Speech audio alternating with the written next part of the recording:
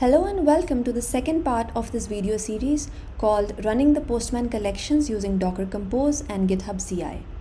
In the previous video, we learned how to automate the Postman API requests by writing JavaScript-based assertions. We also learned that this collection can be exported. We then passed this exported collection as an argument to the Newman tool to run it on command line. Today we will learn how to use the Newman tool to run our tests automatically as part of a Docker Compose setup. So let's begin with what we're trying to achieve. Running the tests should be easy. A new team member should be able to join the development process without spending too much time or effort to set up the test environment. Test runs should be isolated and repeatable. You don't want to have that one flaky test that fails only on your machine. A failing test should fail when it's run by anyone in the team and on CI as well. Test environment should be as close to the production environment as possible. Using a Docker container to run the tests can help achieve these goals. So what exactly is a Docker container? Let's suppose that I want to bake a cake. Baking a cake requires a few ingredients and then there are steps in a recipe that need to be followed. So I receive a package at my doorstep. This box has all the ingredients pre-mixed. All I need to do is empty the contents in a cake tin and turn on the oven at the specified temperature. And the result will be a delicious cake, yes, but consistent every single time I bake it. Now, if we apply this analogy to a Postman Docker container, it means that all the installations, dependencies, prerequisites have been set up in a package, a container. Imagine an operating system having Node.js installed, Newman set up and running, and all that needs to be done is pass our collection.json file as an argument to the Newman run command. To create a Docker container, we need a Docker file. You start with a base image and then you run a few commands to add on a few layers onto it to create the kind of applications you want on your Docker container. Once you have a Docker file, you have to build it and you get a Docker image. When you run it, this will create a Docker container. These Docker images will exist in your local system. You can see them in the Docker desktop. Now you may want to share it with others, and to do that we push the Docker image to Docker repositories. Docker Hub is one such repository. It's public and it has a lot of images. We can also search the repo for the image that we need. So if we look up Newman, there are a few search results. We can pick up an image and retrieve it from here. This is called pulling an image. So we can directly pull this image and use it using the instructions here.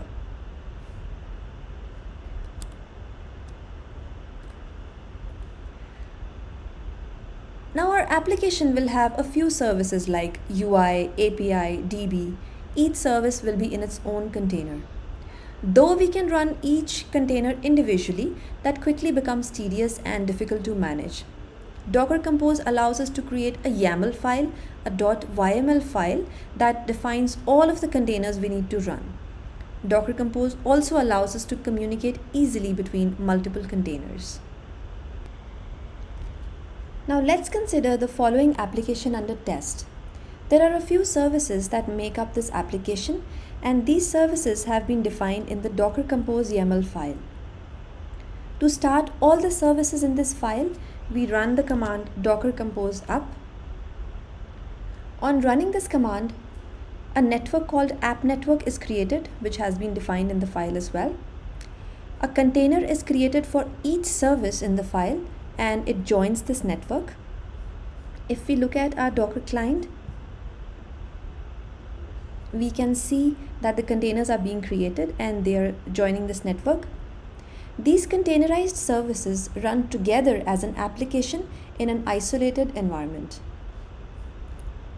The services in the file they spin up a Docker container each. For example, the admin DB service creates a container by pulling a Docker image similar to the one that we'd seen from the Docker Hub, only this one has Postgres installed. And then it supplies a few necessary instructions to set it up. And then there are services like Core API that specify the image assembly instructions by giving a build tag. If you notice, there is no build tag for the DB service, which means that this image needs to be pulled directly from Docker Hub, whereas the API service is specifying to build the Docker container using the instructions in this Docker file. So let's look at this Docker file. So we're saying that get this base image from Docker Hub and then add layers on top with the run commands and then build it further with these specifications.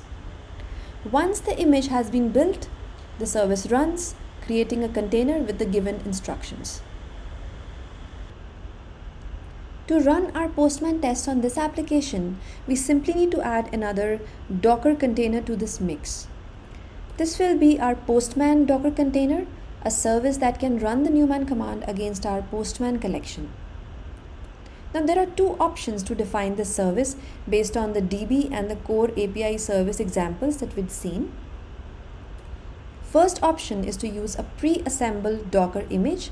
Just pull an image with all the prerequisites installed from Docker Hub. Second option is to control the image assembly. Get a base image and add layers on top by installing the tools manually. Let's look at these options one by one. The easiest solution is to pull the Postman Newman Docker image from Docker Hub. This image has both Node.js and Newman installed and running. We just need to provide our Postman collection JSON file as the argument. So we can add the following to our Docker Compose YAML file.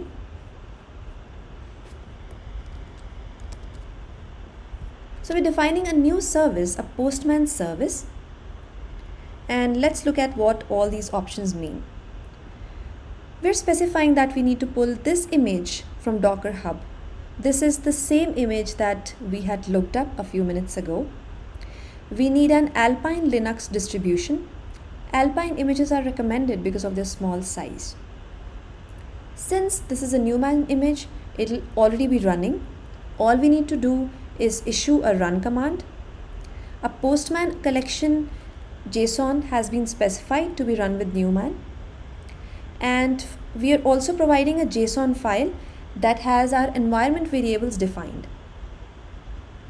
We have externalized these variables so that it's possible to change them as per the environment without modifying our test file. Now, this command is totally in line with what we'd used on terminal.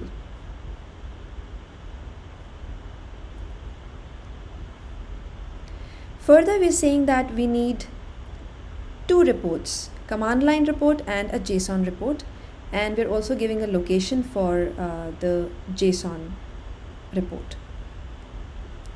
Here we are mapping the host volumes to be used inside the containers. So etc newman is a path inside the Docker container. We map it to a local path in our code repository. It's right here. This path needs to have the JSON file that has all our tests.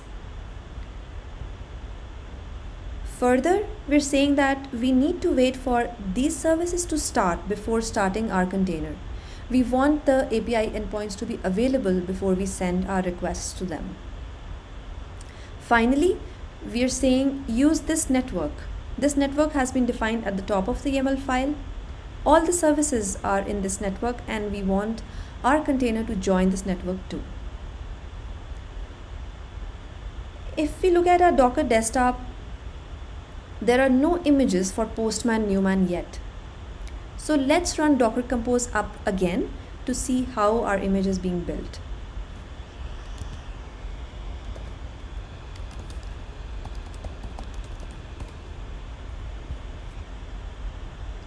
So the image is being pulled from Docker Hub. And once the image is built, our tests will start to execute. Since we've opted for command line results, we're able to see the results here. And the tests have been executed and the container has exited with code 0, which means all the tests have passed. If there were a failure, the status code will be 1. Let's quickly introduce a failure to see that status code.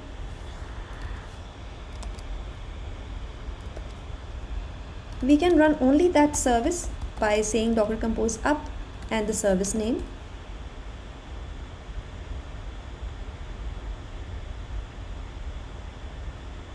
So one test has failed as we had expected. Since we had also opted for JSON report, a JSON report will also be generated. And if we look at our Docker client, we can see that the Postman Newman image was pulled and that created the container which has now exited. So our container joined the network and it has exited now since it has finished running the command. Let's look at the second option to build our Postman service. In order to get more control over what gets installed, we pull a basic Docker image from Docker Hub and install the tools on top. Here I'm installing Newman manually because I'd like to use a reporting tool add-on, the Newman Reporter HTML Extra add-on that is not available in the Postman Newman Docker image.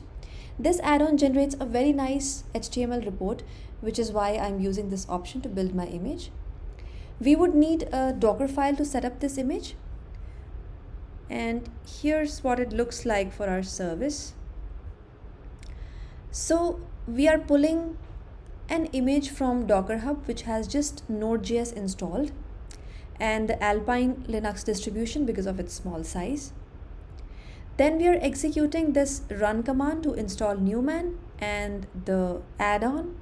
This would add an additional layer of Newman on top of this image. Then we're setting up the work directory to etc Newman. Work dir command is used to define the working directory of a Docker container at any given time. So any further commands will be executed in this directory.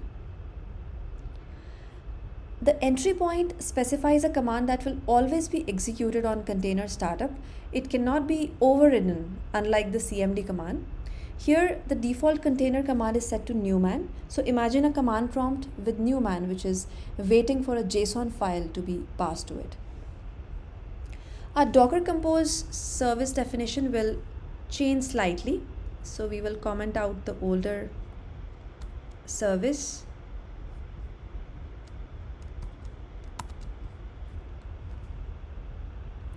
So we're using a container name. This name helps to identify the container on doing a Docker PS. We're using a build tag because we would like to build our own Docker image from the Docker file, unlike the previous service which did not have any build tag because we wanted the image to be directly pulled.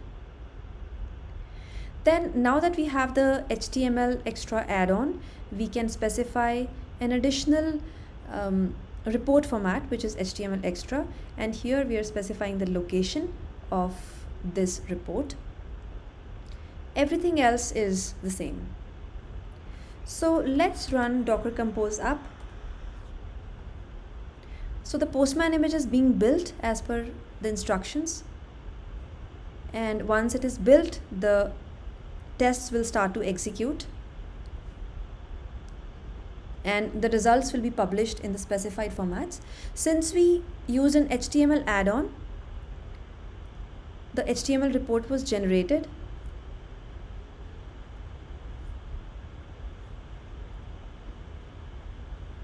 And Newman generates a dashboard style summary HTML report, which is very easy to read and understand. We can also see this new image in our Docker desktop, this one. Now, one quick point to note that we should know the distinction between the HTML, the host port and the container port. For example, for the admin UI service, the host port is 5002, which is on the left side of the colon, and the container port is 80. When we are outside the container swarm, we use localhost 5002. For example, to run my test in Postman, I use localhost 5002, which is the host port. But once we are inside the container, we need to use the container port, because the service to service communication inside the container uses this port. So if we have an environment variable which is localhost 5002 outside, inside of the container we'll have to use admin UI 80. Admin UI is the service name and 80 is the container port. So we've finally come to an end of this video, but let's quickly go back to our goals and see how the Docker fit in there. Running the test should be easy. Since all the setup to run the tests is ready in the container, any new team member who joins can just do a Docker compose up and execute the tests. Super easy. Test runs should be isolated and repeatable. All developers, no matter what underlying operating system they're using, will have the same isolated test environment setup, giving consistent results, and we can help solve the familiar quote-unquote works on my machine problem. The test environment should be as close to the production environment as possible. The deployment of the application also happens using the container. We would use the same containers to deploy, let's say, on AWS. So green tests should guarantee that a feature works in production. We isolate the services into their environment and can test them independent of local environment configuration. So this gives us confidence that our application will behave as expected, both for new joinees and production deployments.